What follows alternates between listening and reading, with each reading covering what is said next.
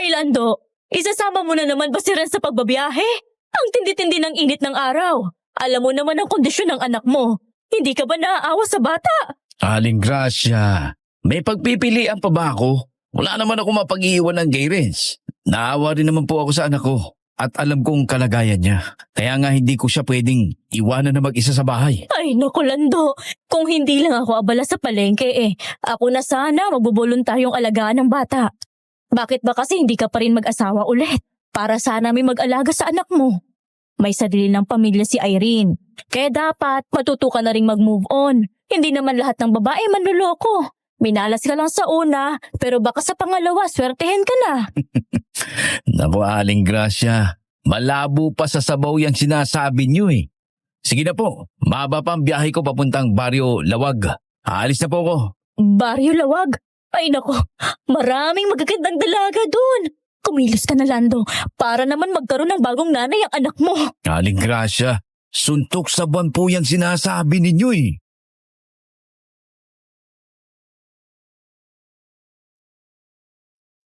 Naranasan mo na bang ilagay ang sarili mo sa sitwasyon kung saan wala kang ibang mapagpilian, kundi gawin ang isang bagay na labag sa paniniwala mo para lang sa kapakanan ng anak mo? Sa mga magulang dyan, ano bang kaya nyo gawin para sa anak nyo? Kaya nyo bang isantabi ang sariling paniniwala nyo? Kung yun lang ang tanging paraan para mabuhay ang inyong anak. Paki-comment nga po sa ibaba ang sagot at excited kaming mabasa ito. At kung naiintriga ka man kung anong nangyari sa mag-ama sa kalagitnaan ng biyahe, tara na't sabay-sabay nating pakinggan ang kwentong ito hanggang dulo. Pero bago yan, huwag niyo po sanang kalimutang mag-subscribe, mag-like sa ating channel. Maraming salamat po.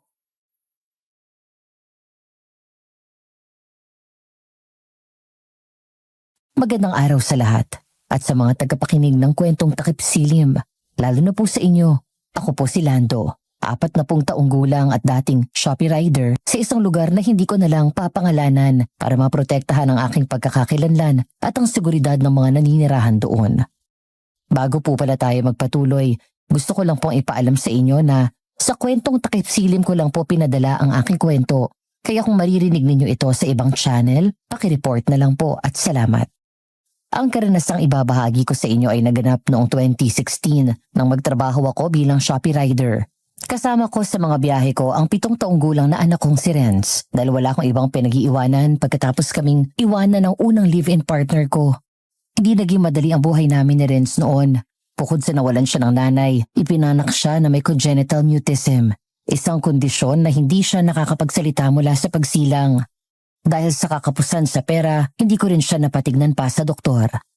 Hanggang isang araw na destino kaming mag-deliver sa isang liblib na baryo kasama ang aking katrabahong si Makoy. Pareho kaming hindi masyadong kabisado ang daan at sa kasamaang palad naligaw kami. Napadpad naman kami sa baryong walang kuryente at napilitang manatili doon dahil bigla na lang inaapoy ng lagnat ang anak ko. Doon nagsimula ang lahat. Napilitan akong lumapit sa isang peking albularyo at nailagay ang buhay ng anak ko sa peligro.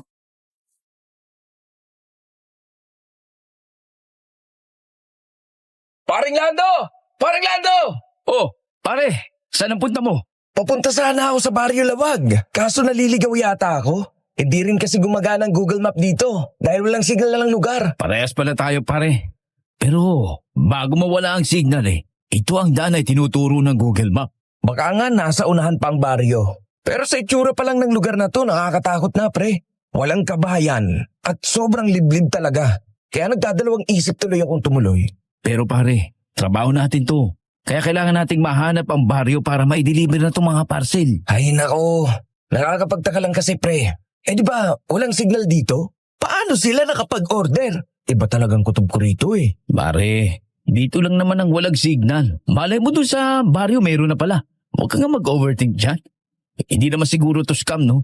Sadyang malayo lang talaga ang baryo. Kaya imbis na luluwas sila sa bayan, o-order na lang sila sa online. At tayo mga rider, trabaho natin na ihatid ang mga order nila. Kaya halika na, bago pa tayo abutan ng dilim dito. Oo na, sige na. Buti na lang talaga nagkita tayo dito. Dahil kung hindi, hindi talaga ako tutuloy pa. Pero teka pre, hanggang dito ba naman dala-dala mo pa rin yung anak mo? Ano pa bang gagawin ko, pare? Alangang iwanan ko mag-isa itong si Ren sa bahay. Alam mo naman ang kondisyon nitong bata. Hindi ko naman kaya magpasweldo ng yaya. Sa litang sahod ko kaya no choice ako eh. Bilib talaga ako sa'yo pare. Pero sana makahanap ka na talaga ng bagong nanay ni Renz para may katuwang ka na sa buhay. Sinasabi ko sa'yo, mahirap talaga mag-isa pare. Mas mahirap ang maloko pare. Kaya itutuon ko na lang ang atensyon ko sa anak ko kaysa maghanap pa ng babae. Tara na nga.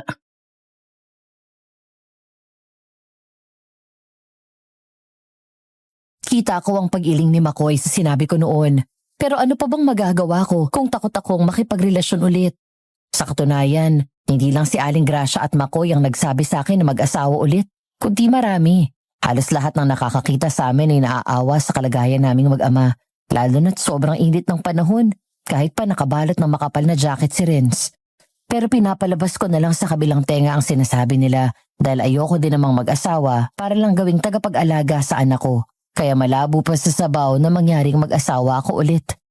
Kuminga ako ng malalim noon para pakalmahin ang sarili at maituon ang aking atensyon sa pagmamaneho. Lubak-lubak kasi ang dinadaanan namin, kaya pagyewang-gewang ang motorsiklo ko noon.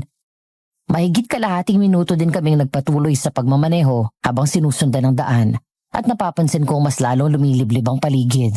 Napapalibutan na ito ng mga patay na punong nagbibigay ng kaba sa akin dahil iyon ang unang beses na nadestino ako sa ganoon kaliblib na lugar.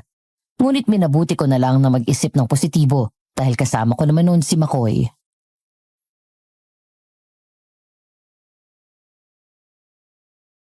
Pare, hindi na yata ito tama.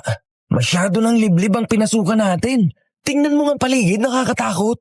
Patay ng mga puno at wala man lang kabayan. Delikado tayo dito pare. Pero pare, kung hindi ito ang daan, bakit ito ang itinuro ng Google Map kanina? Tsaka wala namang ibang daan sa kaliwa at kanan. Diretso lang ang daanang to. Kaya mabuti siguro na tignan na muna natin sa unahan. Baka makita na natin ang bukana ng baryo. Total, 2:00 pa naman oh. Pero pare, hindi ka ba natatakot?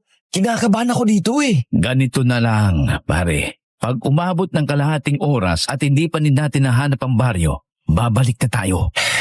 Sige pare. Ay, bakit ba kasi dito pa tayo na destino? Nakakainis talaga.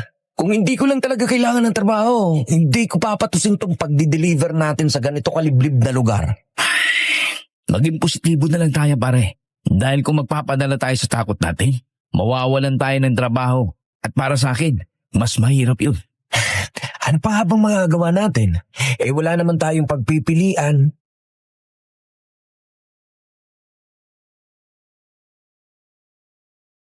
Agad akong tumango sa sinabi ni McCoy at pinaandar ulit ang motorsiklo ko. Nakasunod naman siya sa akin habang nililibot ko ang tingin ko sa paligid. Wala akong nakikitang kakaiba, kaya nanatili akong positibo noon habang ang anak kong si Renz ay tahimik lang na nakaupo sa harapan ko.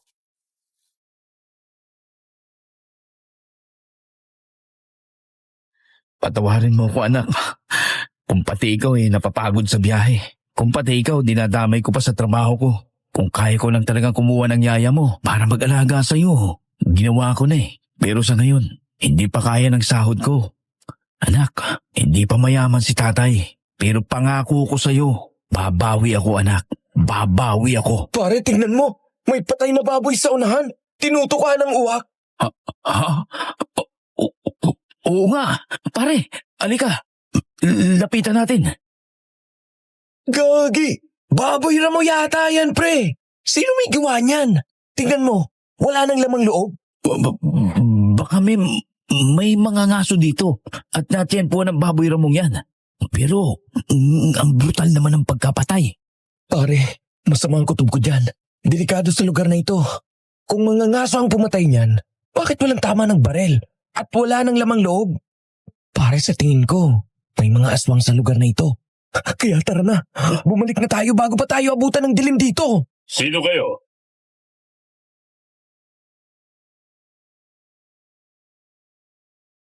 Sabay-sabay kaming napalingon sa likuran namin nang marinig ang malalim na boses ng isang lalaki. May edad na ito. Natansya ko ay nasa 40 anyos na siya, makapalang kilay, seryoso ang muka at nakasuot ng kamisa de chinong kulay asul.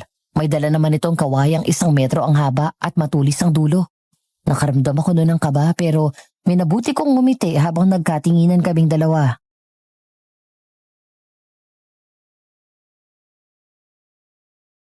Tinatanong ko kayo, sino kayo? At anong ginagawa niyo rito?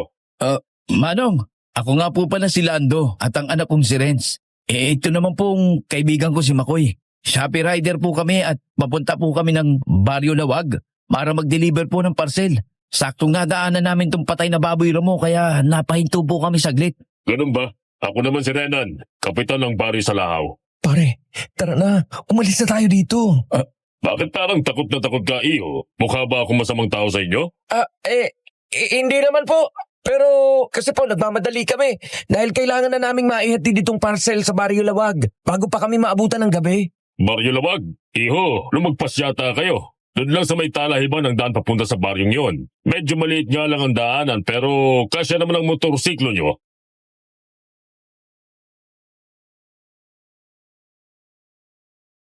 Napatingin kami pareho ni Makoy sa makipot na daang tinuro ng lalaki.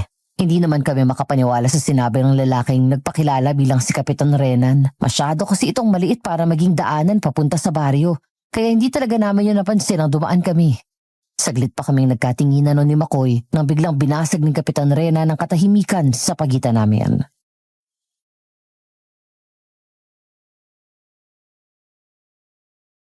Paniwala kayo sa akin, hindi ako masamang tao. Dumanda na ako dito sa lugar na ito kaya kabisado kong daan papunta sa mga liblib na baryo tulad ng baryong pinamumunuan ko. O sige na, tumuloy na kayo bago pa kayo maabutan ng dilim dito. Kung papasok po ba kami sa daanang yun, ilang kilometro pa po ba kaya bago kami makarating sa baryo? Medyo malayo din. Kantsa ko ay nasa 5 kilometro. Pero nakamotorsiklo naman kayo kaya walang problema. Sige po. Maraming salamat po, Kapitan Renan. Wala ka naman yun. O siya, mag-iingat kayo ha. O sige na, tumuloy na kayo. Pero paano po kayo? Baka gusto niyo pong sumabay sa amin. Huwag niyo na akong alalahanin. Maya-maya, susunduin ako ng aking anak dito. Sige po, tutuloy na po kami. Mag-iingat po kayo dito. Kayo ang dapat mag-ingat. Pare, sigurado ka bang papasok tayo dyan? Madaming talahib dyan. Pre, paniguradong maraming ahas kaya delikado. Ano ka ba naman pare? Huwag ka mag-alala, nakamotor naman tayo. Kaya walang problema. Sige po, maraming salamat po, Kapitan Renan. Wala ka naman yun. O siya, mag-iingat kayo ha. O sige na, tumuloy na kayo. Pero paano po kayo? Baka gusto niyo pong sumabay sa amin. Huwag niyo na akong alalahanin. Maya-maya, susunduin ako ng aking anak dito. Sige po, tutuloy na po kami. Mag-iingat po kayo dito. Kayo ang dapat mag-ingat. Pare, sigurado ka bang papasok tayo dyan? Madaming talahib dyan. Pre, paniguradong maraming ahas kaya delikado. Ano ka ba naman pare? Huwag ka mag-alala, nakamotor naman tayo. Hindi tayo mahahabol ng ahas sa bilis ng takbo natin. Kaya sige na, tara na para makarating na tayo doon bago pa tayo abutan ng gabi. Oo na, sige na, tara.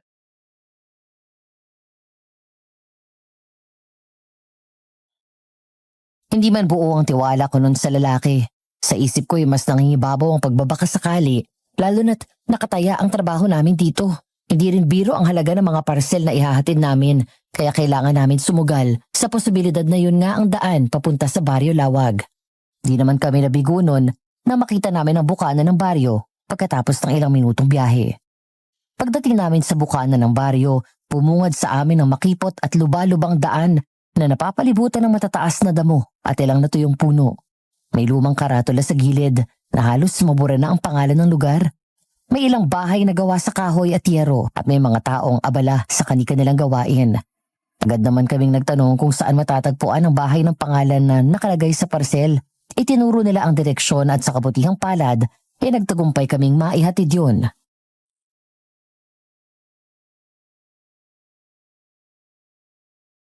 Ayos!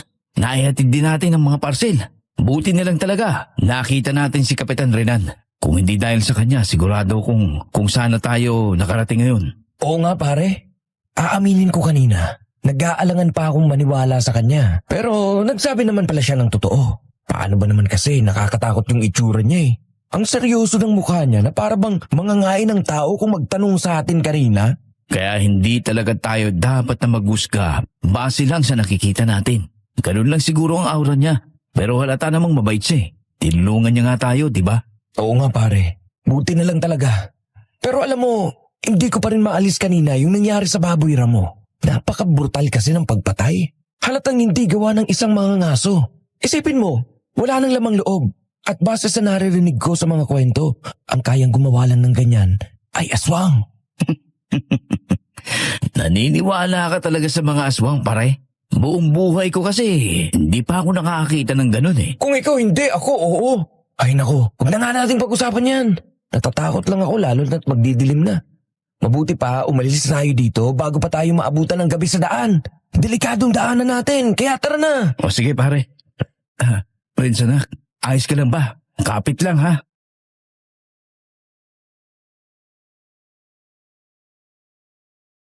Tahimik lang ang anak kong si Renz noon at kita ko namang ayos lang siya dahil gagalaw-galaw naman siya kapag hindi maganda ang pakiramdam niya.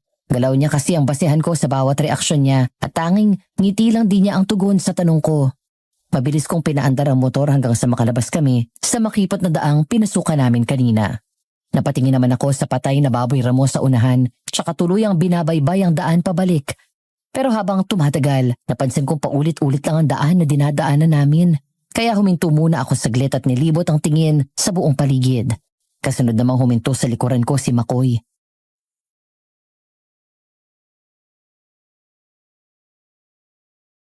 Pare, parang paulit-ulit lang itong dinadaanan natin ha. Hindi kaya naliligaw tayo? Buti pa pre, baliktarin natin ang damit natin. Yun ang pamahiin sa amin eh. Kapag naliligaw daw, baliktarin ang damit. Sige, sige. Teka, pati si Renz. Oo naman, kasama natin siya eh. Mabihira naman oo.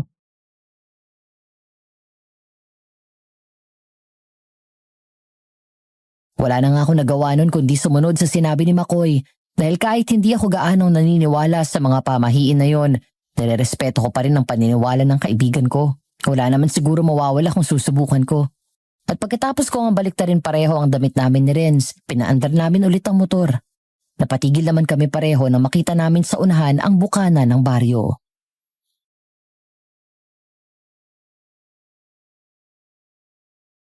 Pare, may baryo yata sa una, no? Oo nga pre, bakit hindi natin yung nakita kanina? Ay, di ko din alam.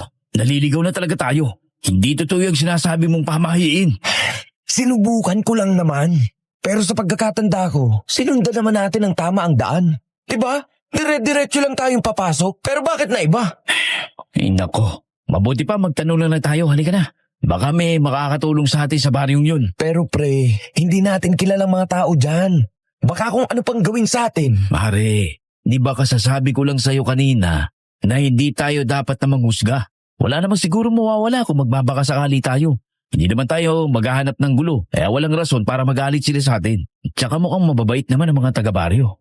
Katulad ni Kapitan Ryan, akala natin nung una, niloloko lang niya tayo. Pero nang dahil sa tulong niya, naihatid natin ang maayos sa mga parsel. Sa bagay, tama ka dyan pre. At wala naman talaga tayong pagpipilian, kundi ang humingi ng tulong. Lalo na't palubog ng araw. Kailangan na nating makauwi. O sige na, halika na. Maghahanap tayo ng mga pagtatanungan. Sige pare, tara.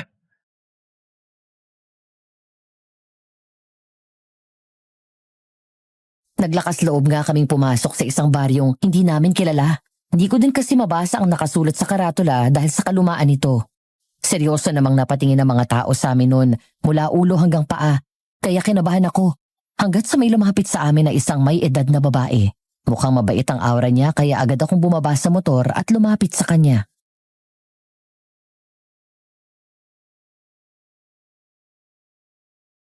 Magandang hapon po sa inyo. Ako nga po pala si Lando at ang kaibigan ko, si Makoy. Kasama ko din po ang anak kong si Renz. Narito po ako para magtanong. Nagbabaka sakali po kaming matutulungan nyo kami. Ako naman si Edna. O tawagin niyo na lang akong Aling Edna.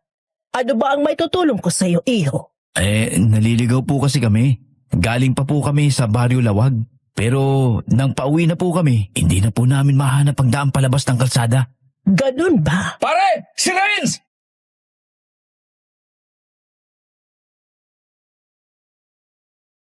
Napatigil naman kami pareho sa pag-uusap nang marinig ang sigaw ni Makoy. Nagulantang ako nang makita kong nanginginig ang katawan ng anak ko noon. Agad akong tumakbo palapit at hinawakan ng kanyang ulo at doon ko na lamang inaapoy siya ng lagnat. Sobrang nataranta na ako noon. Hindi ko na alam ang gagawin ko habang yakap-yakap ko ang anak ko.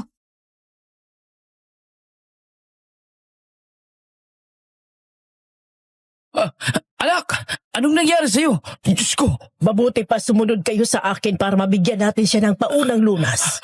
Po, Iho, dali na! Sobrang taas ng lagnat niya. Kailangan natin siyang maagapan. sige po. Sige po.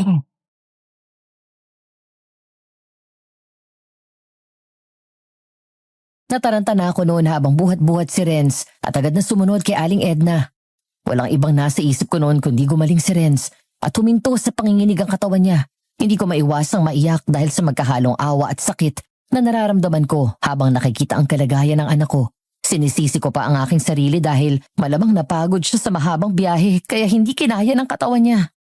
Pagpasok ko sa maliit na kubo, agad ko siyang inihiga sa upuang yari sa kawayan at lumapit naman si Aling Edna na may dalang maliit na planggana at basang-basahan. Tsaka niya pinunasan ang katawan ni Renz.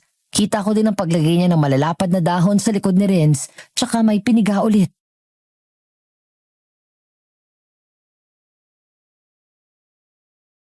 Diyos ko, ano ba itong nangyayari sa akin? Pati anak ko, nagkakasakit dahil sa kapabayaan ko. Pare, huwag mong sisihin ang sarili mo. Walang may gusto sa nangyari. Siguro, nanibago lang ang katawan ni Ren sa lamig dito kaya ganyan. Pare, hindi siya makakapunta dito kung hindi ko siya isinama. Wala ka din namang choice eh. Saan mo naman siya iiwan kung hindi mo siya isasama, di ba? Sinong magpapakain sa kanya? Wala naman siyang nanay na mag-aalaga sa kanya.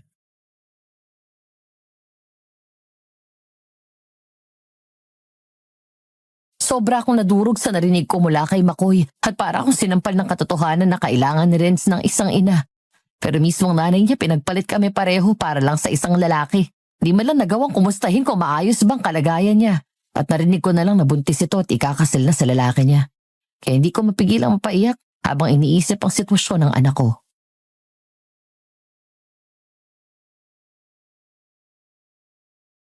Huwag kayong mag-alala. Magiging maayos din ang anak mo, Iho. Sa ngayon ay kailangan muna niya magpahinga.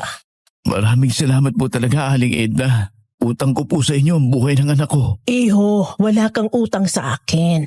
Libre lang ang maging mabuting tao. At kahit sino naman maaawa talaga sa kondisyon ng anak mo. Tao po? Tao po? Chang, nandito na po ako. Ako, nandiyan na pala ang pamangkin ko.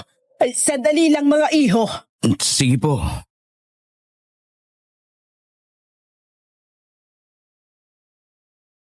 Naglakad palabas ng bahay si Aling Edna at napatingin naman ako sa anak ko habang mahimbing itong natutulog. Ngunit napukaw ang aking atensyon nang marinig kong tinawag ako ni Makoy at saka ko nakita ang magandang babaeng papalapit sa amin. Maputi, matangos ang ilong at may pagkakahawig sa artistang si Marian Rivera. Napalunok ako ng laway nang magtama ang paningin naming dalawa.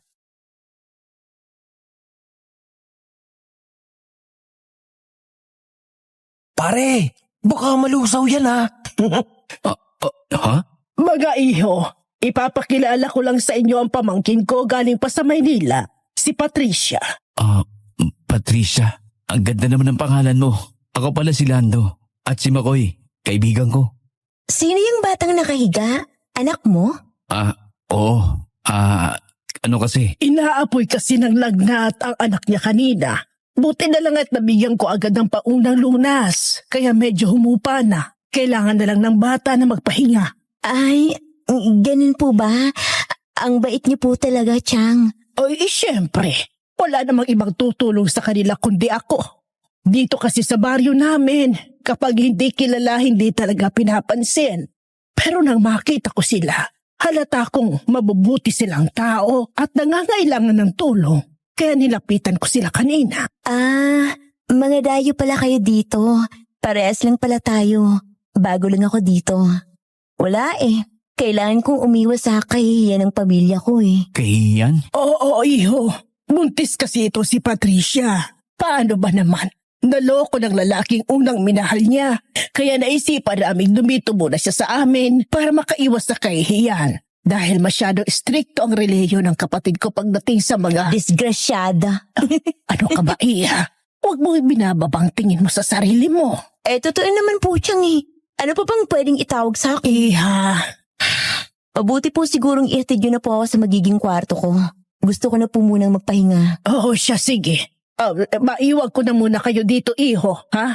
Ihahatid ko lang si Patricia sa magiging kwarto niya. Sige lang po, Aling Edna. Sige po.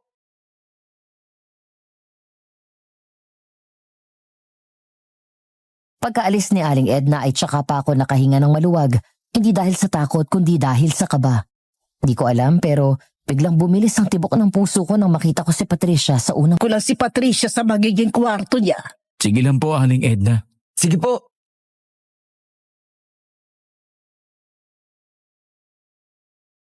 Pagkaalis ni Aling Edna ay tsaka pa ako nakahinga ng maluwag, hindi dahil sa takot kundi dahil sa kaba. Di ko alam pero biglang bumilis ang tibok ng puso ko nang makita ko si Patricia sa unang pagkakataon. Napatigil naman ako sa pag-iisip nang maramdaman ko ang pagtapik ni Makoy sa balikat ko.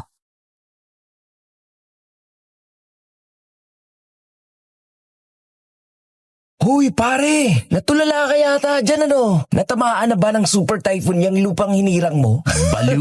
Ano bang pinagsasabi mo? Si Renz ang iniisip ko ngayon. Paano tayo makakauwi nito ngayon kung ganito ang kalagayan niya? Ay oo nga pala pre. Tsaka dumidilim na din sa labas pre. At dito na kayo magpalipas ng gabi. Hindi niyo pwedeng ibiyahe ang bata na ganyan ang kondisyon niya. May lagnat pa siya kaya kailangan niya ng tamang pahinga. Masyadong napagod ang katawan niya sa mahabang biyahe. Mukhang tama po kayo dyan. Napagod talaga siya sa biyahe dahil ito ang unang beses na bumiyahe kami dito at may kalayuan po talaga. Naawa nga po ko sa anak ko dahil hindi naman po siya magkakaganyan kung hindi ko siya sinama. Eh bakit mo naman siya isinama, iho? Hindi mo ba alam na delikado ang ginagawa mo? Baka ba damay pang bata kapag may nagyari? Eh, hindi naman sa pinapangunahan kita pero bagulang din ako kaya sobra akong naaawa sa anak mo. Wala po kasi kung ibang pagpipilian. Iniwan na kasi kami ng nanay niya para sumama sa ibang lalaki. Malayo naman po ang kamag-anak ko dito. Nasa Leyte pa po. Kaya nga po sinabihan ko siyang mag-asawa na para may katuwang siya sa buhay. Masyadong takot sa babae. Natrauma masyado sa panlolokong ginawa ng dati niyang kinakasama. Nako, iho, huwag kang matakot magmahal ulit. Dahil hindi naman sa lahat ng pagkakataon ilolokohin ka ng taong mahal mo. Hindi lahat ng babae manloloko. At hindi naman lahat ng manloloko ay babae. Pareho lang kayo ng pamangkin ko na naloko at ang masaklap pa wala siyang trabaho at buntis. Mabuti pa siguro Aling Edna. Ireto niyo itong pare ko sa pamangkin niyo. Total, pareho naman silang bigo sa pag-ibig at single parent. Ay nako, wala namang problema sa akin kung magkatuluyan ba sila ng pamangkin ko Pero ayoko ng reto-reto. Gusto kong magmula yun sa kanila mismo, iho. Aray ko, ang sakit! Anong nangyari sa'yo, iho? Kinagat po ako ng lamok. Madilim na po kasi kaya pinagpipiesta na po ng lamok ang pako. Baka po pwedeng isindin niyo na po ang ilaw. Nako, iho, wala kaming kuryente dito Ay teka, kukuha lang ako ng lampara at medyo madilim na nga. Wala po kayong kuryente? Naputulan po kayo? Wala talagang kuryente ang baryo sa Lahaw. Pero ayos lang, dahil nasanay naman kami lampara lang ang gamit tuwing gabi. Baryo sa Lahaw? Parang narinig ko na yata ang pangalang yun. Edna, nandito na ako. Buksan mo itong pinto. Oo, sandali lang. Teka lang mga iho, pagbubuksan ko lang ng pinto ang asawa ko.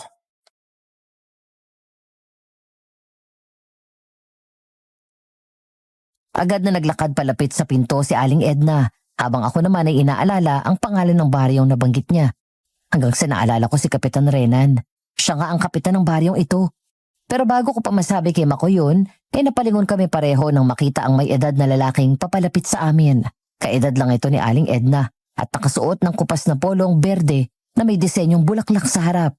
Seryoso naman siyang tumingin sa amin kaya napalunoklaway ako bago tumayo sa kinauupuan ko.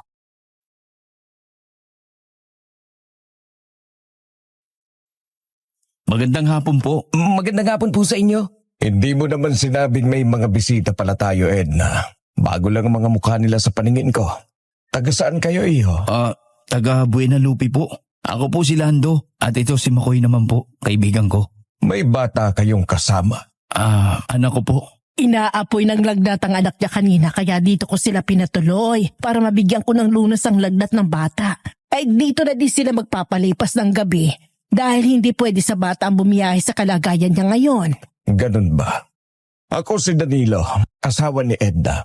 Siguraduhin niyo lang na hindi kayo gagawa ng gulo rito. O hindi ka nais-nais sa pamamahay ko para wala tayong magiging problema? Naku po, baka sa po kayo magiging maayos po kami dito. Mabuti. Edna, si Patricia nandyan na ba? Oo, Danilo. Nasa loob ng kanyang kwarto nagpapahinga. Mabuti naman. Nakahanda na ba ang hapunan? Ay, oo naman. Alin na kayo. Kumain na.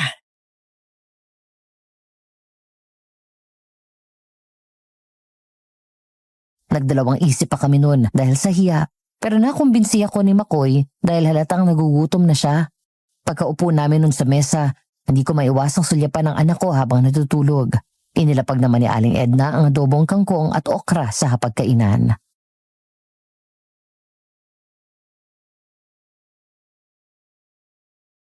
Huwag kang mag-alala sa anak mo, iho. Pakainin mo lang siya mamaya pag nagising. Ay tinirhan ko na siya ng adobong kangkong sa kawali. Sige na, kumain na kayo, tatawagin ko lang si Patricia. Kumakain ba kayo ng ganyan? Pasensya na kayo pero hindi kami kumakain ng kanin tuwing gabi dahil limitado lang ang bigas namin.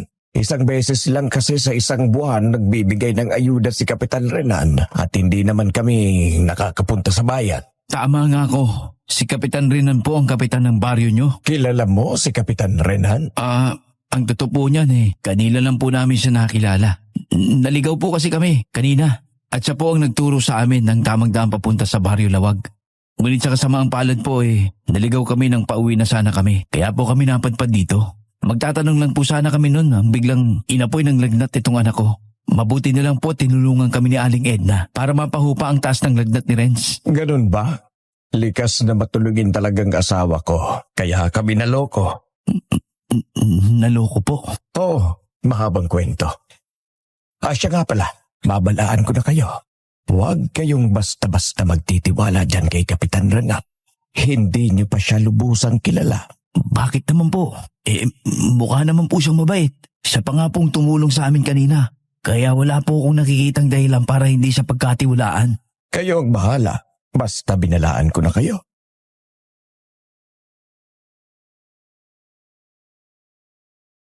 Nagbuntong hininga naman ako sa sinabi ni Mang Danilo noon. Kita ko kung gaano siya kaingat sa pagtitiwala at masyado siyang mapagduda. Una, sa amin kanina. At ngayon sinasabi niyang huwag daw pagkatiwalaan si Kapitan Renan kaya hindi ako naging kumbinsido sa sinabi niya. Lalo na't wala namang ginawang masama ang isang tao sa amin. Napatigil naman ako sa pag-iisip nang makita si Patricia na lumabas ng kwarto at tapako ang tingin ko sa kanya. Halata sa mga mata niya galing sa pag-iyak. Para bang nadudurog ang puso ko habang tinitingnan ko siya. Hindi ko na malayang sunod-sunod at walang preno kung sinubo ang okra sa bibig ko.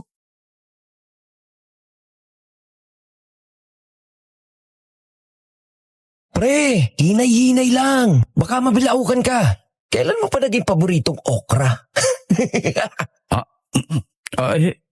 Masyado ka nang halata, pare. Mukhang magkakaroon na ng bagong nanay si Renz. Makoy ano bang pinagsasabi mo? Nakakayakin na Aling Edna Luho ka talaga. Oh, teka, relax. Nagbibiro lang naman ako. Baliw ka talaga.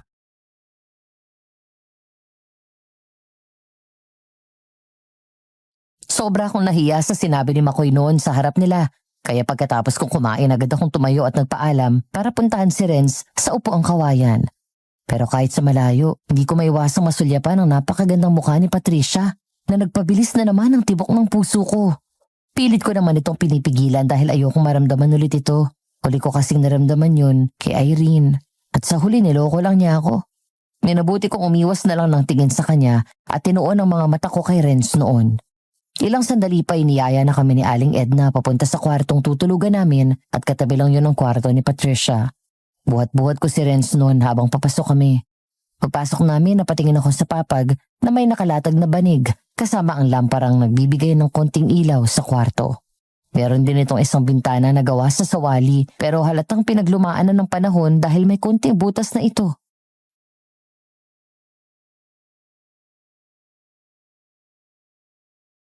Heto ang magiging kwarto nyo. Magpahinga na kayo. Alam kong napagod kayo sa haba ng biyahe nyo. Dito ko na ilalagay ang adobong kangkong sa maliit na mesa. Tatakpan ko na lang ang mangkok para mamaya kapag nagutom ang bata, hindi na kayo lalabas pa ng kwarto. Pero sa ngayon, huwag nyo muna istorbohin ang pagtulog niya dahil bumabawi pang katawan niya. Maraming salamat po, Aling Edna. Hayaan niyo po, bukas na bukas kapag gumaling si Renz, uuwi na po kami. Alam ko pong nakakaabala na po kami sa inyo. Iho, hindi kayo nakakaabala sa amin. Tandaan nyo yan. O siya, sige na. Magpahinga na kayo. Tutuloy na ako. Sobrang bait talaga ni Aling Edna, pre, no? Isipin mo, ginamot na nga niya si Renz. Binigyan pa niya tayo ng maayos na kwarto para makapagpahinga. Pero yung asawa niyang si Mang Danilo, masyadong mapagduda. Hindi lang sa atin, kundi pati sa Kapitan La. Ang weirdo lang. Hindi ko din maintindihan, pare. Pero siguro may hindi tayo alam. Nagkaroon siguro ng alitan ng dalawa kaya nasabi niya yun. Pero alam mo, buti na lang talaga dito tayo napadpad, pare. Basta bukas, maaga tayong aalis para maaga din tayo makauwi. Sana nga mawala na ang lagnat ni Renz. Lalo na't may kalayuan biyahe natin. Sana nga, pare. Sige na, matulog na tayo. Inaantok na din ako at ayoko nang mag-isip pa ng di maganda. Mukhang ligtas naman tayo dito.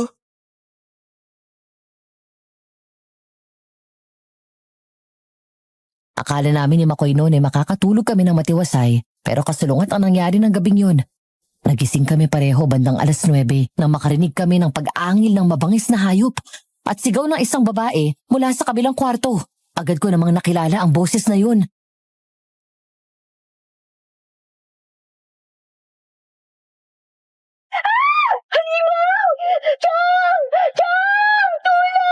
Si Patricia yun ah! Oo nga, pare. Tara, punta natin.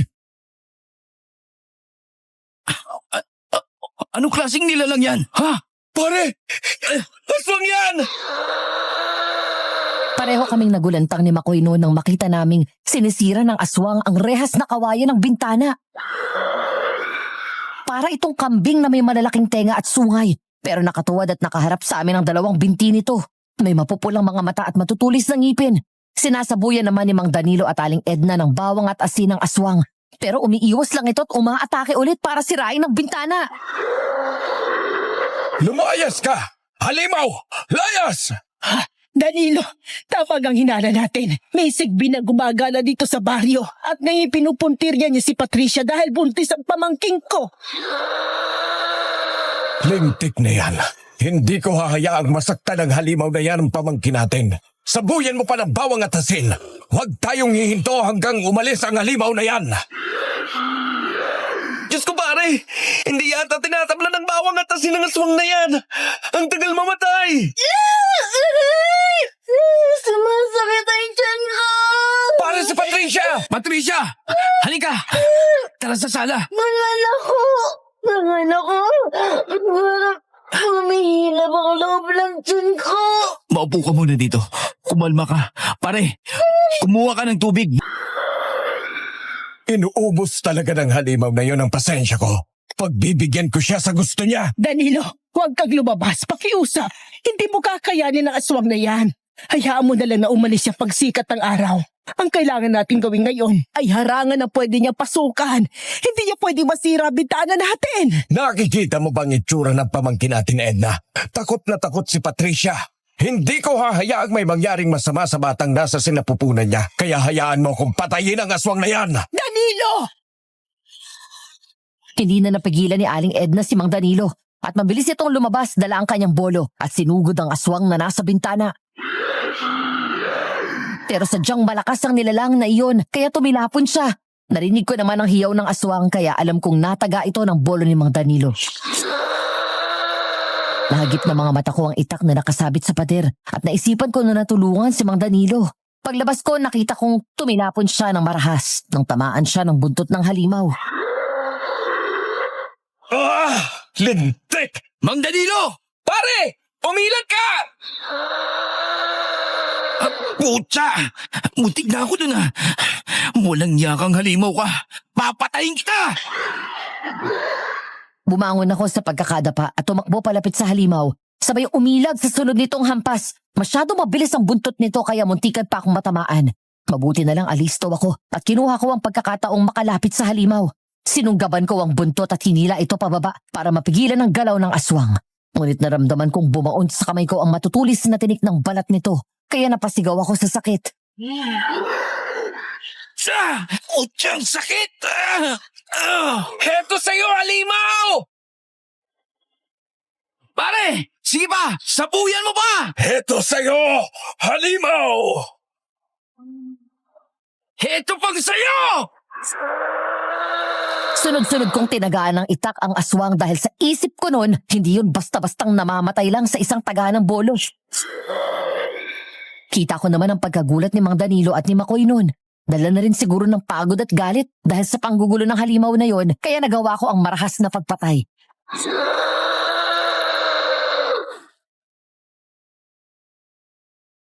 Napaluhod ako sa hingal habang hawak ng dugo ang itak.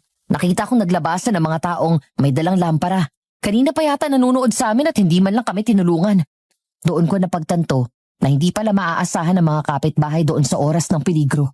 Nakatingin lang sila at nagbubulungan, kaya napakunot ang noo ko. Napukaw naman ang atensyon ko noon nang marinig ang pamilyar na boses ng lalaki.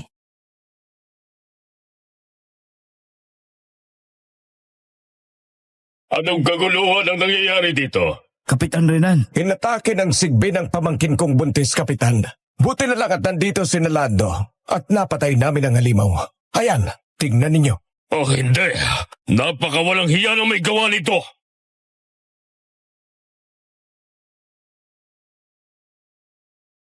Pareho kaming nagulat noon sa narinig mula kay Kapitan Renan. Kita ko noon ang galit sa itsura niya habang nakatitig sa walang buhay na aswang sa lupa. Nalito pa ako noon kung bakit parang galit siya sa ginawa namin sa aswang. Nagsilata naman siya ulit at doon ko naliwanagan ang ibig sabihin niyang iparating sa amin.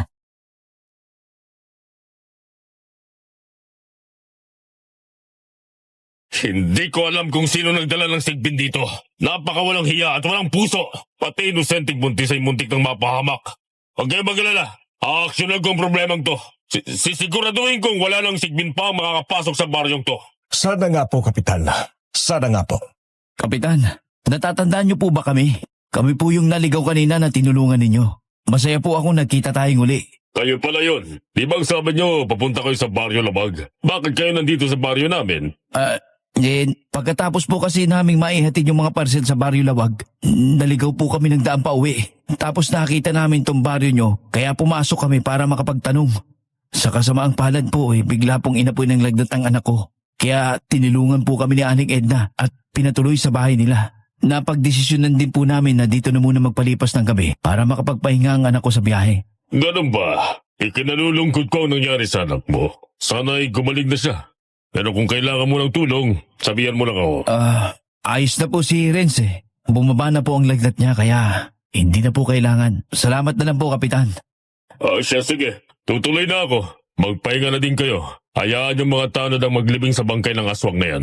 Sige po. Salamat po uli, Kapitan.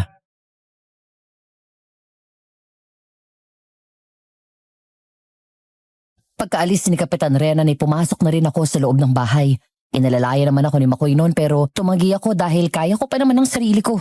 Naramdaman ko ang sakit ng kamay ko dahil sa paghawak ko sa buntot kanina.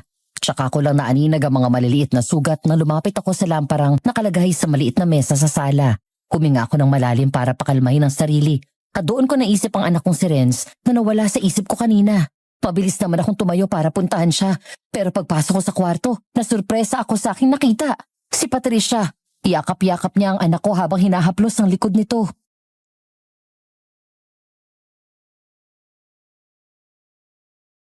Patricia, Renz anak, anong nangyari sa anak ko? Naalimpungatan lang pero okay na siya. Huwag kang mag-alala. Kailangan niya lang ng lambing at hayaan mong ibigay ko yun sa kanya. Teka, ihiga ko lang siya para makatulog na. Maraming salamat, Patricia. Pat na lang ang itawag mo sa akin. Masyado kasing formal pakinggan Sige, Pat. Kumusta ka? Masakit pa ba ang tiyan mo? Okay na ako. Pinainom na ako ng halamang gamot ni Chang. Tsaka, ang galing niyo kanina. Lalo na napatay niyo yung aswang. Maraming salamat sa tulong mo, Lando. Wala yun. Kahit sino namang nasa posisyon ko, gagawin yun. Nagkakamali ka. Dahil hindi lahat ng mga lalaki may itlog kagaya mo. Maraming duwag na lalaki nagpapanggap na matapang ngayon. Pero ikaw, matapang ka talaga. Para yun lang, matapang na. Oo naman. Ano pa bang tawag sa amang iniwan ng asawa pero nakaya pa din itaguyod ng mag-isang anak? Di matapang. Hindi lang matapang, kundi responsable. Paano mo nalaman? Sinabi sa akin ni Makoy kanina habang nasa labas ka, pero hindi ko yung tinanong. Siya mismo ang nagbahagi sa amin kung gaano kakatapang at karesponsabling ama. Pasensya na pare. Siyempre kinakabahan ako kanina sa'yo. Kaya ginawan kita ng tribute. Ano bang tribute ang sinasabi mo? Loko ka talaga. Ginagawa mo akong patay. Teka, kalma lang. Pare, may sugat pa yung kamay mo oh. Sugat? May sugat ka sa kamay? Wala to. Gas-gas lang to. Patingin nga. Teka.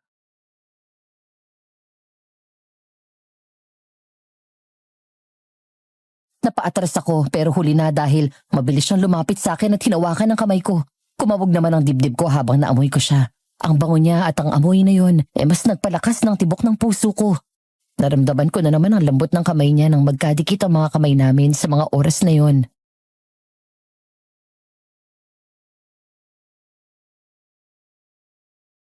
Halika sa sala. Gagamutin natin yung sugat mo. Hindi na kailangan. Ayos lang ako, Pat. Lando, hayaan mo akong makabawi sa'yo. Pare, wag ka nang magmatigas. Nakakaya naman kay Patricia kung tatanggihan mo. Siya na nga itong nagmamagandang loob eh. Oo na.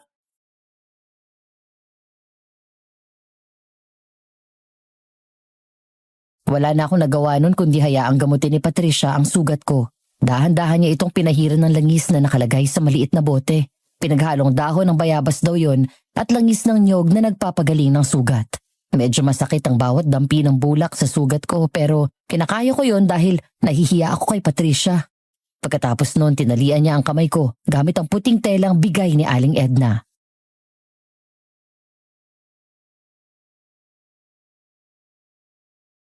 Ayan, okay na. Pwede ka na magpahinga. Salamat, Pat. Salamat din sa iyo, Lando. Kung hindi mo tinulungan si Chong kanina, baka napatay na siya ng aswang. Tama si Patricia. Hindi ko kakayaning mag-isa ang halimaw na yun, Iho. Kaya maraming salamat sa tulong mo kanina. Pasensya na kayo kung napagdudahan ko pa kayo. Ayoko lang mapahamak ulit ang pamilya ko. Mapahamak po uli. Bakit niyo po nasabi yan? May nangyari na po ba noon? Pasensya na po kung naitanong ko. Gusto ko lang po talagang malaman. Ayos lang. At wala naman sigurong masama kung ikukwento ko ito sa inyo. Makikinig po ako sa kwento niyo, Mang Danilo. Namatay ang anak namin ni Edna dahil sa kagagawa ng isang dayo. 3 taon nang nakalipas. Tandang-tanda ko pa. Araw ng fiesta noon sa baryo namin. May 3 dayong kumatok sa bahay namin. Dahil sa kabaitan ni Edna, pinatuloy niya ang mga ito. Kahit hindi naman namin sila kilala. Nahuli na lang namin silang tinangay ang pera na ang pinagbentahan namin ng kalabaw noon. Ang masaklap, nakita namin wala ng buhay ang aming anak sa sarili naming pamamahay. Pinagtataga nila ang anak ko nang walang kalaban-laban. Tinangka ko pang habulin ng mga hayop at nakita ko silang papasok sa bakuran ni Kapitan Renan. Pero nang makalapit na ako sa bahay ni Kapitan, itinanggi niyang kilala niya ang mga yon. Wala akong nagawa dahil lahat ng mga tao dito ay kakampi ni Kapitan Renan. Hindi ko alam kung anong nakita nila sa kanya at todo puri pa sila. Wala namang ginawang tama yun sa baryo namin. Hanggang ngayon nga, wala pa rin kaming kuryente dito. Kinurakot lang niya ang pera ng mga tao at nakuha pa niya akong pagbantaang ipakulong sa pagbibintang ko. Nakakaawa naman po ang sinapit ng anak niyo. Pero mahirap po talagang magbintang kung wala po kayong matibay na ebidensya, Mang Danilo. Alam ko. Subalit ang pinagtataka ko lang, bakit iniisip agad ni Kapitan na pinagbibintangan ko siya kung ang hiling ko lang sa kanya noon ay papasukin ako sa bahay niya para mahalap ang mga dayong yun.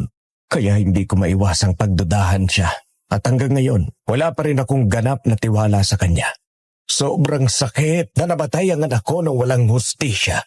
Siguro kung sa akin nangyari yun, baka nawala na ako ng bait. Ngayon naiintindihan ko na po kung bakit pinagdududahan niyo si Kapitan Renan. Hindi ko po kayo masisisi doon. Sino bang hindi magdududa sa taong yon? Kung alam niyo lang kung gaano kasakim sa pera si Renan. Pero ano pa bang magagawa ko? Simpleng tao lang akong naninirahan dito sa baryo. At wala akong kakayahang kalabanin siya. Lalo na't wala naman akong matibay na ebidensya.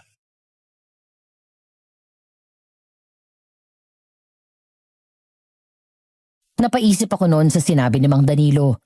Pero mahirap din para sa akin noon na manghusga basta-basta. Lalo na't naging mabait sa akin ang isang tao. Siya ang tumulong sa amin mahanap ang Baryo Lawag at nag-alok pa siya ng tulong sa anak ko. Kaya hindi niyo ako masisisi noon kung bakit hindi ko naisip na masama siyang tao. Lumapit naman si Aling Edna kay Mang Danilo noon para pakalmahin siya.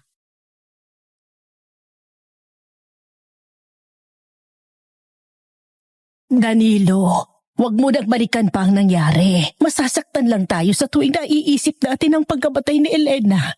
Pabuti pa'y magpahinga na tayo at malalim na ang gabi. Oo siya, sige iyo. Magpahinga na rin kayo. Di ba maaga pa kayo bukas? Sige na, patulog na kayo. Wala nang aswang, kaya makakatulog na ulit tayo ng mahimbing. Sige po, Mang Danilo. Good night, Lando. Salamat ulit. Walang anuman, Pat. Good night din.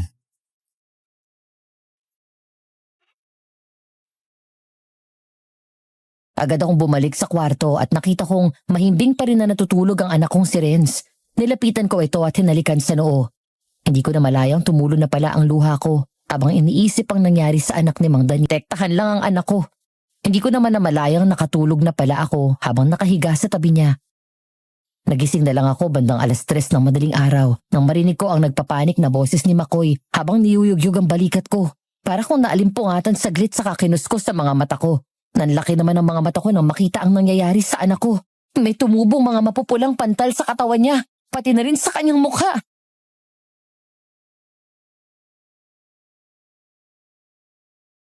Pare, si Renz, tingnan mo. Diyos ko, anong nangyayari sa anak ko? Bakit may mapupulang pantal sa katawan niya? Hindi ko alam pare. Kahit ako'y nagulantang nang makita ang itsura niya eh. Hindi naman chicken pox yun eh. Sobrang laki ng mga pantal na parang mga pasa. Renz anak, anong nararamdaman mo? Anong masakit sa'yo? Masakit ba katawan mo, anak?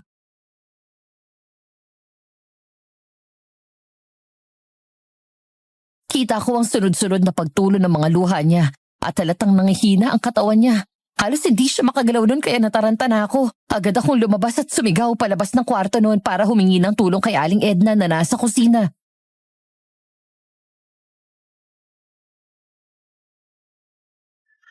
Aling Edna, tulungan niyo po ako. Ang anak ko po. Bakit, iho? Anong nangyari sa anak mo? May tumumupong malalaking pantal sa katawan niya. Hindi ko po alam ang gagawin ko. Diyos ko, tara na tingtingnan ko. Anong nangyayari? Si Renz.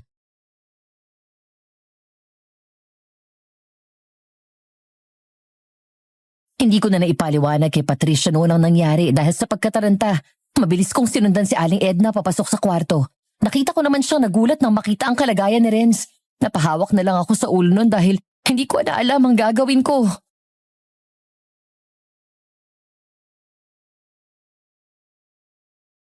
Mukhang nadapuan ng masamang hangin ang katawan niya.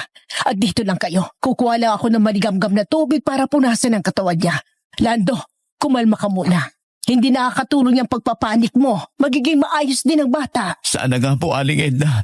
May tiwala naman po ako sa inyo. Gagawin ko ang lahat ng aking makakaya, iho. Sige po. Diyos ko, pagalingin niyo po ang anak ko.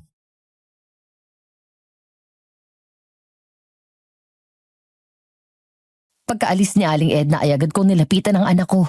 Hindi ko lubos akalain na makikita ko siyang nahihirapan ng ganun.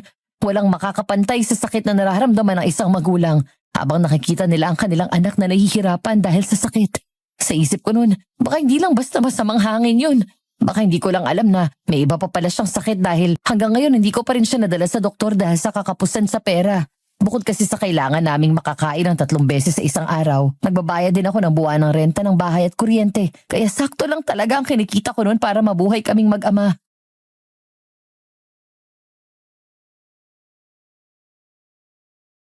Alam mo, ang swerte ng anak mo sa'yo. Dahil hindi lahat ng ama kagaya mo mag-isip. Kaya hanga ako sa pagmamahal mo sa bata. Siya lang ang meron ako, Pat. Kaming dalawa lang ang magkasama sa buhay. Iniwan man ako ng nanay niya noon. Naging matatag ako dahil sa kanya. Pinagpatuloy ko ang buhay ko dahil sa kanya. Kaya hindi ko kakayahin mawala siya. Kahit hindi mo sabihin, Lando, kitang-kita ko kung gaano mo kamahal ang anak mo. Sana nga, katulad mo na lang ang ama ng anak ko.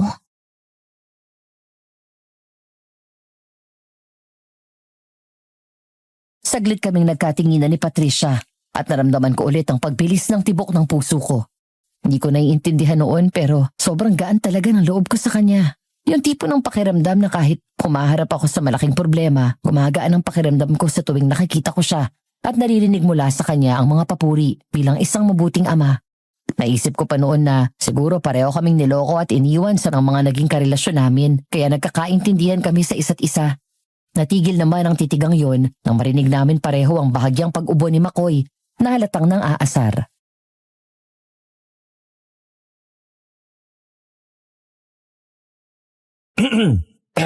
Alam niyo bagay kayo. Parehong niloko at parehong single parents. Bakit hindi niyo subukan pare? Para naman magkaroon ng bagong nanay si Renz at magkaroon ng tatay ang anak ni Pat. Ikaw talaga puro ko talaga kalukuhan. Baka may ilang pasipat sa akin dahil sa sinasabi mo eh. Nako, hindi. Okay lang naman. Teka, okay? So, ibig sabihin, sang-ayon ka sa sinabi ko, Pat? Pasado ba si pare ko sa'yo? Kahit sinong babae naman siguro, gugustuhin si Lando.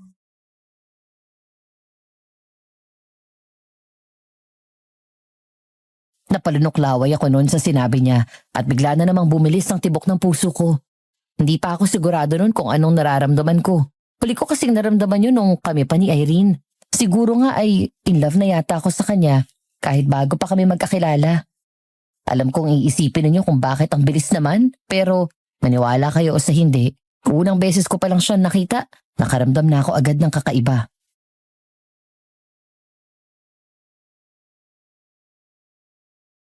Bigla namang bumukas ang pinto ng kwarto kaya nabaling agad ang atensyon ko kay Aling Edna. Dala niya ang isang maliit na planggana na may mga dahong nakalutang sa kulay dilaw na tubig.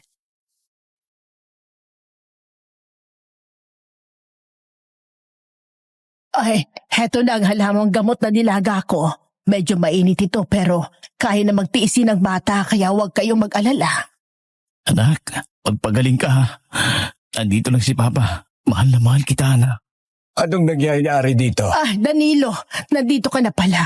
Ang anak ni Lando, tinubuan ng pantal-pantal sa kanyang katawan at halatang hindi ordinaryong sakit ito. Ano?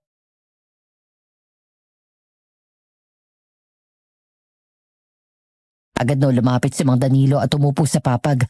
Sabay marahang tinignan si Renz mula ulo hanggang paa. Hindi ko alam kung saan siya galing pero may dala siyang isang malaking kumpol ng saging tsaka nilagay sa papag. Narinig ko naman ang pagbuntong hininga niya tsaka tumayo mula sa pagkakaupo.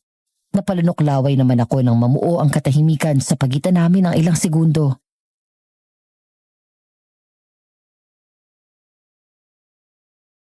Ano masasabi mo, Danilo? Alam mong sagot yan, Edna. Ay, Lando, ang sigbi na pinatay mo ay nagtataglay ng swerte. Sa maraming paniniwala sa baryo, kapag may nag-aalaga o nagmamay-ari sa nilalang na ito, swerte ang dinadala niya sa amo at sa pamilya nito. Dahil pinatay mo ito, posibleng sinumpa ka ng amo niya, kaya ang malas ay tumama sa iyo at sa pamilya mo. Hindi ito basta sumpa lang. Ito ay balansi ng swerte at malas sa mundo ng mga nilalang. Ano po? Sinumpa ako ng may-ari ng sigbin kaya nagkasakit ang anak ko? Oo, siya ang kumulam sa anak mo. Pero sino naman ang may-ari ng sigbin? Paano niya nalamang pinatay ko ang alaga niya? Parang ang hirap naman po yatang paniwalaan niyang sinasabi niyo. Bakit alam na alam niyo ang bagay na yan? Opo. Si Kapitan Renan yun na. Ako na magbubukas ng pinto. Ano kayang sadya niya rito? Teka, inalok niya ako ng tulong kagabi. Ang sabi niya sa akin, kung kailangan ko daw ng tulong para sa pagpapagamot ng anak ko, tutulungan niya ako. Kailangan ko siya makausap. Pero pare, di ba pinagdududahan siya ni Mang Danilo dahil sa nangyari sa anak niya? Wala naman akong nakikitang mali sa kanya pare. Wala ding patunay na totoo ang duda ni Mang Danilo. Bisa niya na tayong tinulungan at hindi ko din kayang palambasin ang pagkakataon na ito para maipagamot ang anak ko. Siguradong matutulungan niya tayong madala sa Dr. si Renz. Duda ko kasi, may iba pang sakit si Renz. Bukod sa pagkakaroon niya ng congenital mutism, mahirap paniwalaan ang sinasabi mo, Aling Edna. Pero Lando, totoo ang sinasabi ko. Pasensya na po kayo, Aling Edna, pero sa tingin ko din po, doktor ang kailangan ni Renz?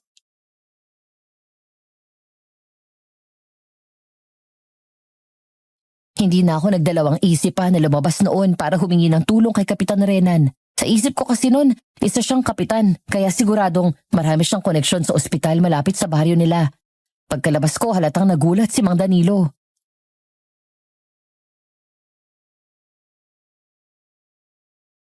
Oh, Lando, bakit lumabas ka? May kailangan ka ba? Si Kapitan Renan po ang kailangan ko makausap. Lando, may tutulong ba ako sa'yo? Kapitan, sabi niyo po sa akin kahapon, pwede niyo po akong tulungan sa pagpapagamot sa anak ko. Kailangan ko po ngayon ng tulong niyo. Bakit? Ano bang nangyari sa anak mo? May tumubo po kasing malalaking pantal sa katawan niya at nangihina po siya. Hindi po niya maigalaw ng maayos ang katawan niya. Duda ko po kasi may iba pang sakit ang anak ko bukod sa hindi siya makapagsalita mula bata. Kailangan ko po siyang madala agad sa doktor. Matutulungan niyo po ba ako? Iho, masyadong malayo ang ospital. Mula rito pero may kilala akong albularyo makakatulong sa'yo. Subok na ang galing niya sa panggagamot. Kaya malaki ang posibilidad na mapagaling niya ang anak mo. Albularyo? Doktor po ang kailangan ng anak ko, hindi po albularyo. Mas mabuti po siguro umuwi na lang po kami. Pare, kinukumbulsin si Renz! Ano?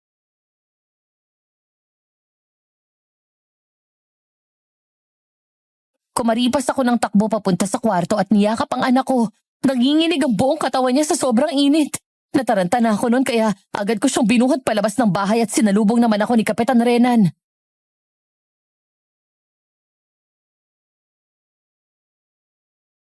Kailangan mo na siyang dalhin kay Apo Pablo, Lando. Pumayag ka na. Apo Pablo? Sino nga Apo Pablo ba ang sinasabi ninyo, Kapitan?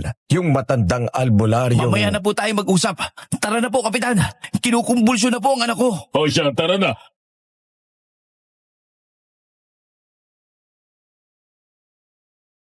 Dahil sa desperasyon kong gumaling ang anak ko, sumama ako kay Kapitan Renan. Narinig ko pang pagtawag sa akin ni Mang Danilo noon pero hindi ko siya pinakinggan. Kasama ko naman si Makoy noon habang buhat-buhat ko si Renz papunta sa may kakahuyan kung saan nakatayo ang isang maliit na kubo. Tumambad naman sa amin ang matandang lalaking nakasuot ng pulang polo at bandana sa ulo.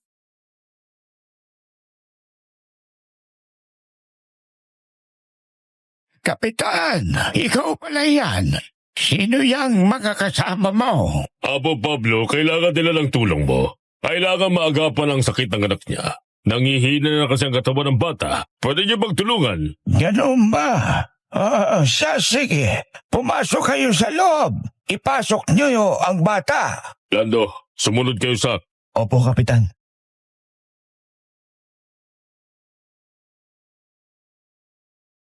Agad naman kaming pumasok sa loob noon. Nilibot ko ang tingin at nahagip ng mga mata ko ang garapong may lamang tuyong dahon at kung ano-anong ugat. Mga nakasabit na anting-anting at isang maliit na altar na may kandilang kulay itim at pula. May mga simbolo nakaukit sa dingding at may usok na nanggaling sa isang palayok sa sulok.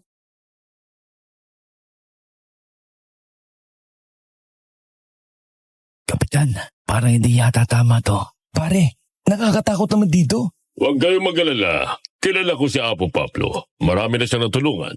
Ilapag ninyo ang bata rito sa banig.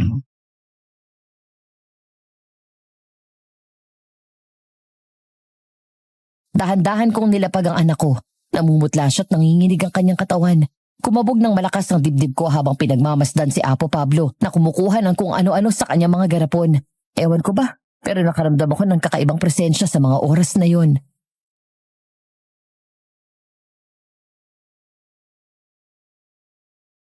Ang sakit ng batang ito ay hindi pangkaraniwan. May nakakapit sa kanyang sumpa. Nakakapit? Ano pong ibig niyo sabihin? May espiritong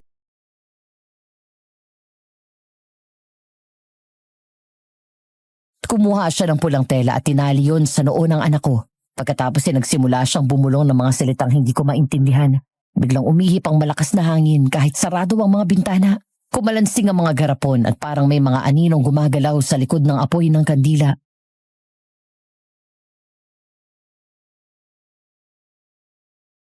Kapitan, may mga anino akong nakikita.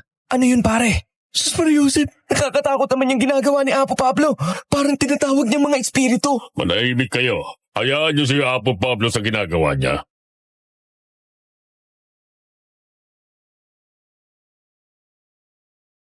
Lalong lumakas ang tibok ng puso ko. Lumitaw sa hangin ang katawan ng anak ko at bigla na lang itong sumuka ng dugo. Nanlaki ang mga mata ko nang makita ang puting usok na lumabas sa katawan niya. Tsaka bumaba mula sa hangin at nawalan ng hininga.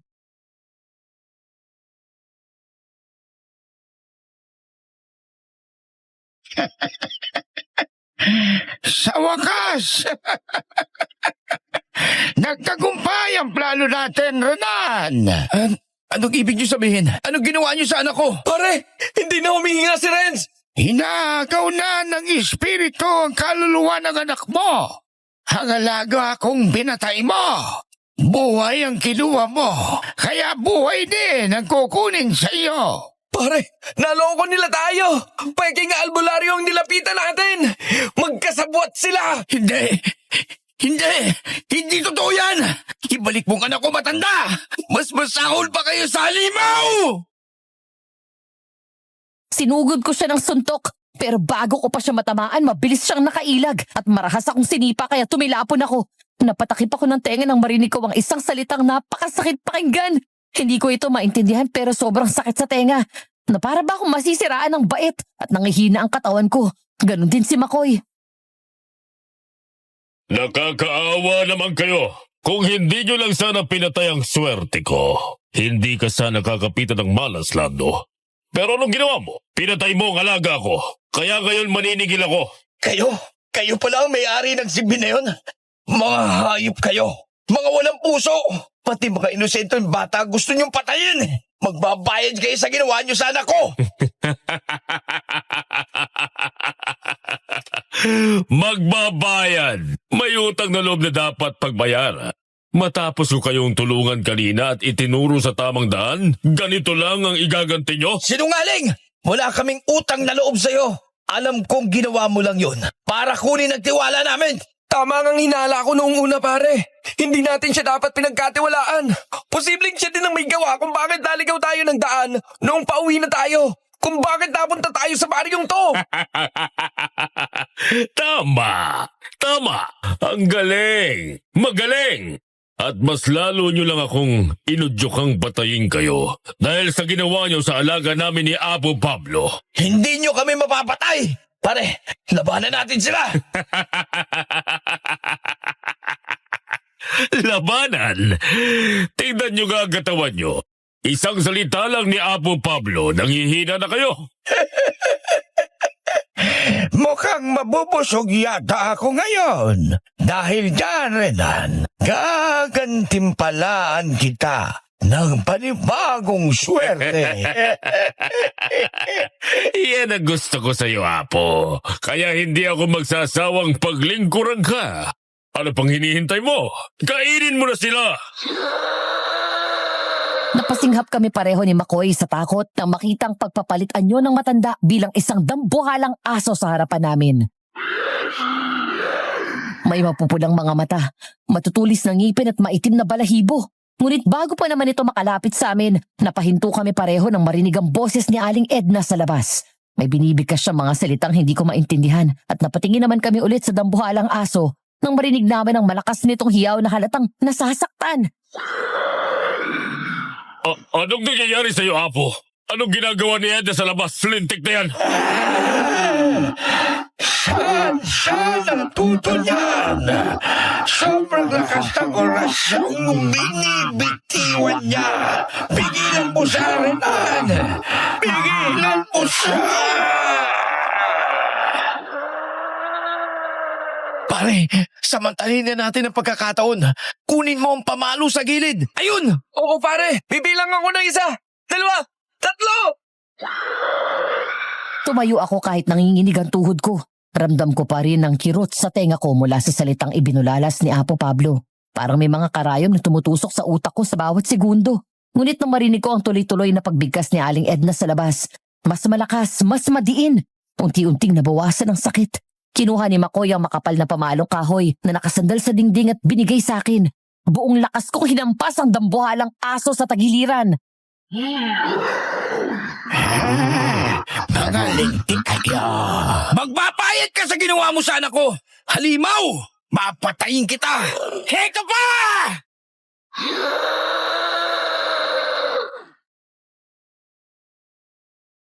Hindi ko na hinintay na makabawi pa siya at sabay naming pinagpapalo ni Makoy ang dambuhalang aso. Nagulat naman kami nang pumasok si Aling Edna habang may hawak itong libro kasama ang mga taong may dalang pamalo at pinagtulungan nila ang aswang na yun. Nagulat ako ng sobra noon sa nakita ko dahil nung mga oras na inaatake kami ng sigbin, wala man lang silang pake sa amin. Pero ngayon sinaklolohan nila kami.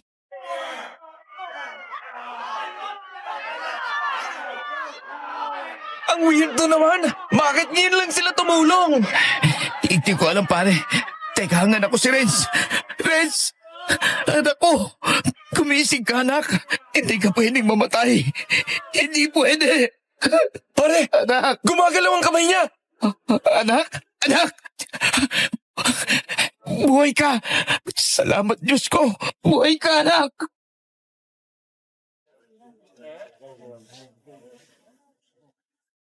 Mahigpit kong niyakap ang anak ko noon sa saya. Pero napalitan naman agad ito ng lungkot nang mapagtanto kong may malalaking pantal pa rin sa katawan niya. Napatunghay naman ako nang marinig ang boses ni Aling Edna.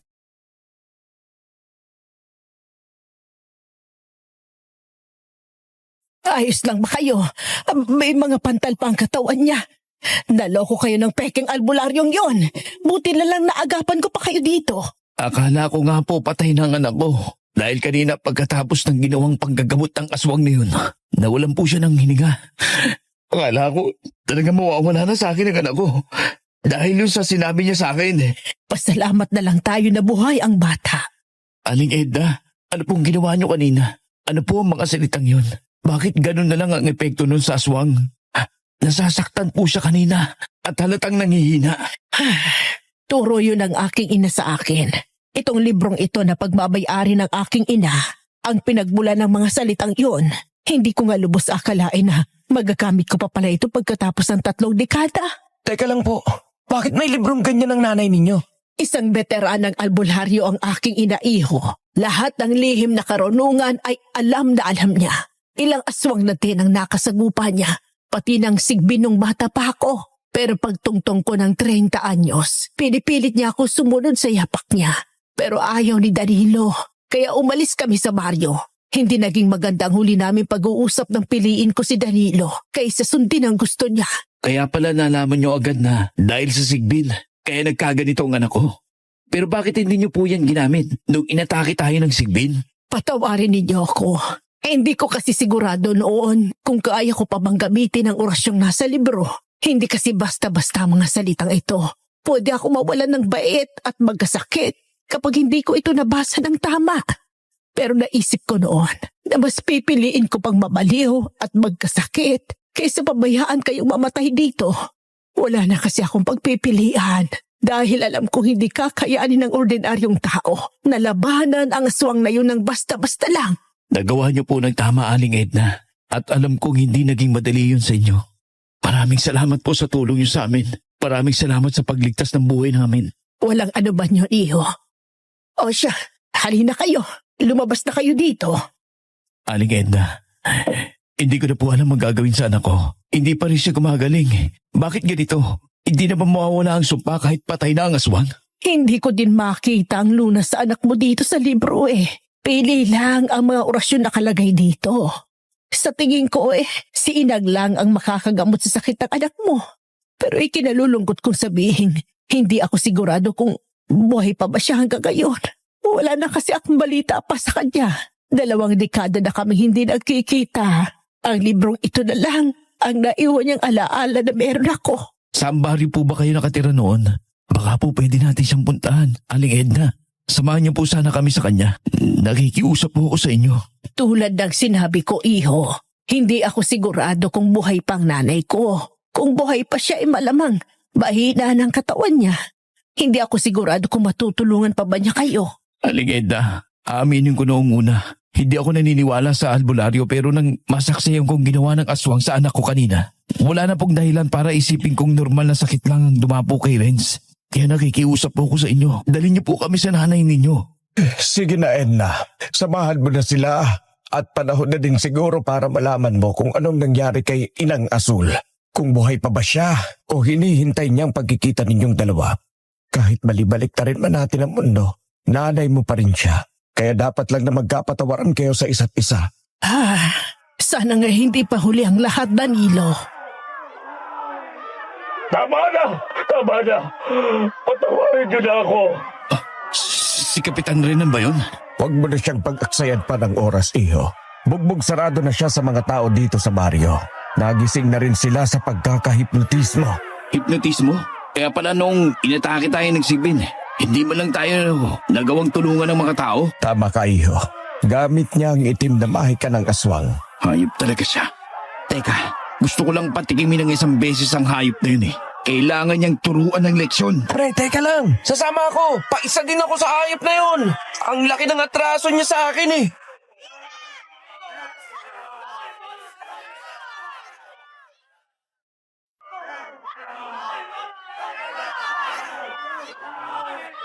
Di ako makakapayag na hindi man lang ako makaganti sa'yo, hayop ka. Tama na! Maawa kayo! Patawad! Patawarin niyo ako! Patawad? Hindi ko kailangan ng patawad mo. Ah! Tama na! Hindi ko na kaya ang sakit! Maawa kayo! Ako naman! Hetong sa'yo! Tama na! Hindi ko sinasadya! Patawarin niyo ako!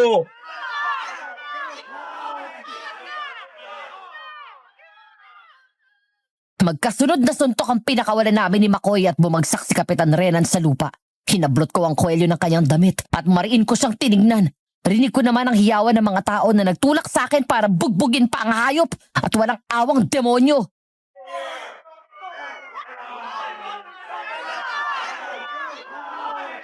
Demonyo, nararapat lang yan sa'yo. Kung tutusin, kulang pa nga yan sa lahat ng atraso mo sa amin. Tama na yan, iho.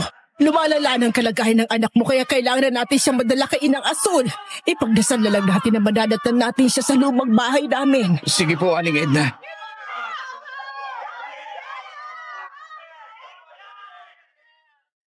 Agad akong bumalik sa loob at marahang binuhat ang aking anak.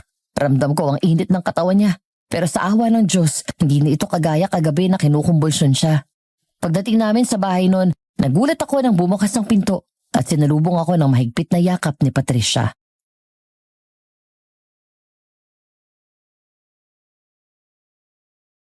Salamat sa Diyos at ligtas kayo. Oo nga, Pat. Ikaw, kumusta ka dito? Okay naman ako. Gusto ko sana kayong sundan kanina, pero hindi ko magawa. Pinagbabawalan ako ni Chang dahil baka mapahamak ang bata sa sinapupunan ko. Lalo na't pinupunteriya ako ng aswang. Pasensya na ha. Wala man lang akong nagawa para tulungan ka. Wala kang dapat na ihingi ng tawad, Pat. Dapat lang na protektahan mo ang anak mo. Sa ngayon, kailangan na talaga naming puntahan ng nanay ni Aling Edna. Lumalala na kasi ang kalagayan ni Renz pagkatapos ng ginawa nila sa anak ko. Sasama ako, Lando. Pero Pat, nakamotorsiklo lang kami. Delikado para sa'yo ang sumakay ng motorsiklo. Lalo na't lubak-lubak ang daan. Lando, kaya ko pa naman eh. Hindi pa naman masyadong malaking tiyan ko, tsaka uupo naman ako ng maayos at kakapit sa'yo. Hindi lang talaga kasi ako mapakali dito habang nag-aalala ako sa inyo. Sige na, Lando. Isama mo na si Patricia. Kanina pa yan hindi mapakali sa pag-aalala sa'yo.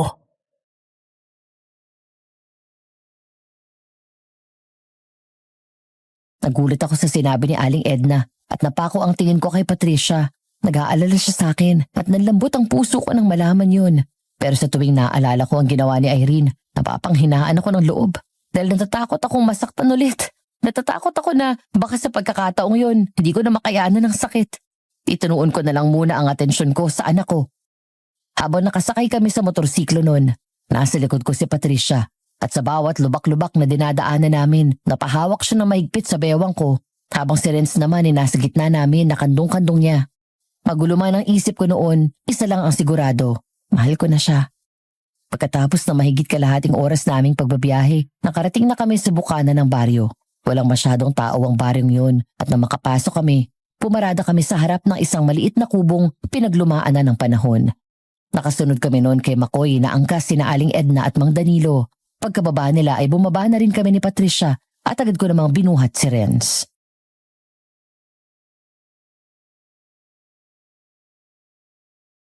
Dito tayo, iho. Ito ang lumang bahay namin. Sige po, Aling Edna. Nakasunod lang po kami sa inyo. Tao po! Tao po! Nay! Nandyan po ba kayo? Inang? Edna, anak. Ako nga po, Inang. Patawarin niyo po ako kung sinuway at iniwan ko kayo, Inang. Patawarin niyo ako. Anak ko.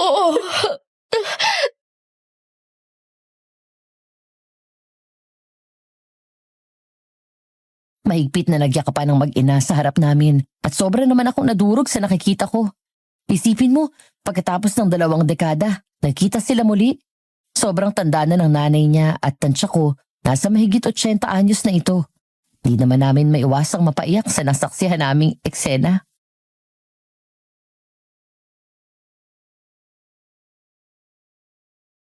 Tadilo, salamat dahil italagaan mong mabuti ang anak ko. Hindi mo siya iniwan katulad ng tatay niya. Mahal ko po ang anak ninyo, Inang Asul. Tanging kamatayan lamang po ang makapaghihiwalay sa amin. Patawarin ninyo sana ako sa lahat ng nagawa ko. Kalimutan na po natin ang nakaraan, Inang. Pwede naman po tayo magsimula muli. Ibig sabihin, uuwi kayo sa bahay, mga anak. Opo, Inang. Salamat naman at dininig na ng Diyos ang panalangin kong makita kayo muli bago ako mawala sa mundong ito. Pero teka, sino yung mga kasama ninyo? Si Patricia po, anak ni Marta. Si Lando naman at ang anak niya kasama ang kaibigan niya si Makoy. Magandang hapon po sa inyo, Inang Asul. Magandang hapon po. Magandang hapon, Inang Asul. Magandang hapon din sa inyo. Ako si Asul, nanay ni Edna. Edna, bakit sila nandito? Ang totoo niyan, Inang. Naparito kami para humingi ng tulong sa inyo. Tinamaan ng sumpa ang anak ni Lando matapos niyang patayin ang alagang sigbi ng mangkukulam na aswang. Ganun ba? Hali kayo. Pumasok kayo sa loob.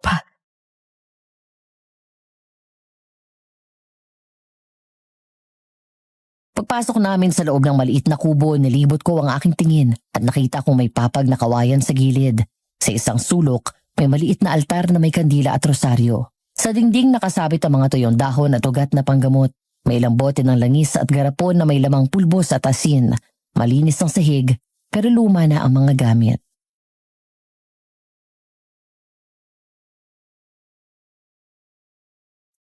Ihiga niyo ang bata sa papag. Inang, tulungan niyo po ako sa anak ko. Nagbabakaawa po ako sa inyo. Pagalingin niyo po siya. Dalaw ko ako ng peking albularyo. Naniniwala pa rin ako sa pagkakataong ito mapapagaling niyo ang anak ko. Huwag kang mag-alala, iho. Kagaling ang anak mo. Sa gayon, hihingi ako sa inyo ng katahimikan dahil kailangan ko ng konsentrasyon. Oh, walang mag-iingay ha para maisagawa ng maayos ang gagawing ritual ni Inang. Magsisimula na ako, Edna.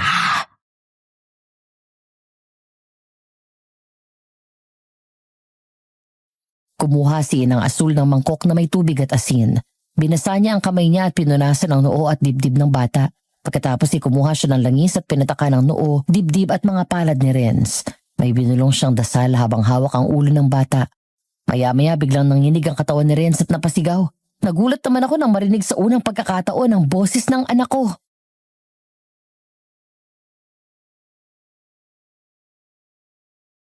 Papa! Anak, nakakapagsalita ka na. Magaling na ang anak mo. Wala ka nang dapat pag-ipag-alala. Papa! Papa, nasaan po ba tayo? Nandito tayo sa bahay ni Inang Asul, anak. Diyos ko, salamat sa Diyos at nakakapagsalita ka na, anak. Hindi ko inaasahan ito eh. Inang Asul, salamat po sa tulong ninyo. Salamat po talaga sa lahat. Utang ko po sa inyo ang buhay ng anak ko. Wala ka naman, iho. Masaya akong makatulong sa'yo. Salamat din dahil nagkita kami muli ng anak ko.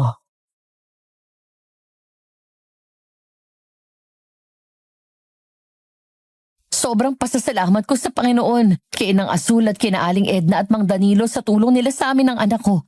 Hindi ko naman napigilan ang sarili ko noon na yakapin si Patricia sa sobrang saya. Nung araw na yun, nagtapat na ako ng nararamdaman sa kanya. Dahil sa puntong yun ay ayoko nang sayangin pa ang pagkakataon. Sa isip ko noon, sa oras na umalis kami sa lugar na yun at bumalik sa syudad, malabo ko na siyang makita ulit. Kaya naglakas loob na akong gawin yun.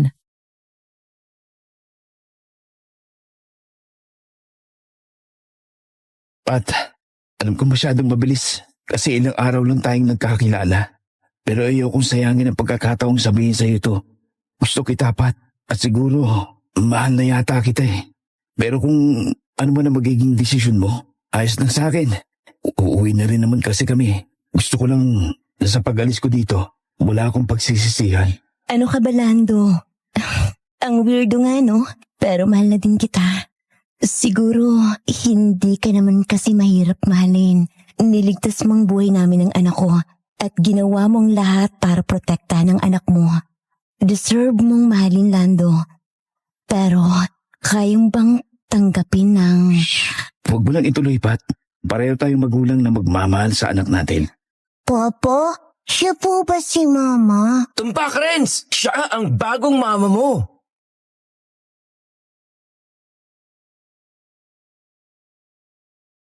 Natawa na lang kami sa sinabi ni McCoy at tumango na lang ako. Alam naman naming pareho na doon din naman papunta yon, kaya hindi na rin kami nagdalawang isip na magsama ni Patricia. Tama ang narinig nyo, sumama siya sa amin pa uwi para na rin daw may kasama si Ren sa bahay habang nagtatrabaho ako. Pabor naman sa kanya dahil malapit lang sa ospital hanggang sa makapanganak siya.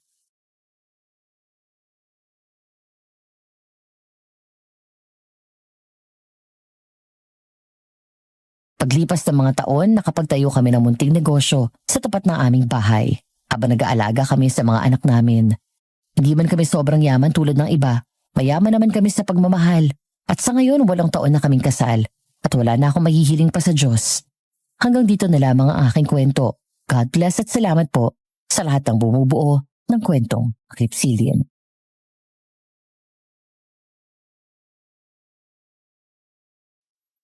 Kung minsan nga naman sa buhay ay nagkakamali tayo sa pagbibigay ng tiwala, akala natin tama ang desisyon natin. Akala natin tama ang taong pinagkakatiwalaan natin. Pero hindi pala. May mga pagkakataon na ang inaasahan nating tutulong ang siyang mananakit sa atin. Pero hindi ibig sabihin nito na kapag nasaktan tayo ng isang beses, hindi na tayo susubok muli. Gaya ng nangyari kay Lando. Nung una nagtiwala siya sa isang albularyong akala niya'y makapagpapagaling sa anak niya. Sa halip na gumaling, lalo lamang napahamak ang bata. Isang pagkakamaling pwedeng magtanim ng takot na sumubok ulit. Pero pinili pa rin niya magtiwala kay Inang Asul. Ganon din sa buhay pag-ibig niya. Niloko rin siya ng babaeng minahal niya. Nasira ang tiwala, nag-iwan ng trauma, at halos isara niya ang puso niya para sa iba. Pero tignan niyo ngayon, masaya na siya sa piling ng kanyang asawa. Dahil ang totoo, hindi kasalanan ng magtiwala, hindi kahinaan ang sumubok muli. Ang tunay na pagkatalo ay ang tuluyang mawala ng pag-asa. Oo, may mga tao talagang manloloko. Pero may mga tao ring totoo. At kung hindi tayo maglalakas loob na magtiwala ulit, hindi natin makikilala ang mga taong yun. Sa huli, ang buhay ay hindi tungkol sa pag-iwas ng sakit. Ito ay tungkol sa pagbangon at pagpili ng maniwala pa rin. Kahit minsan na tayong nasaktan ng ibang tao.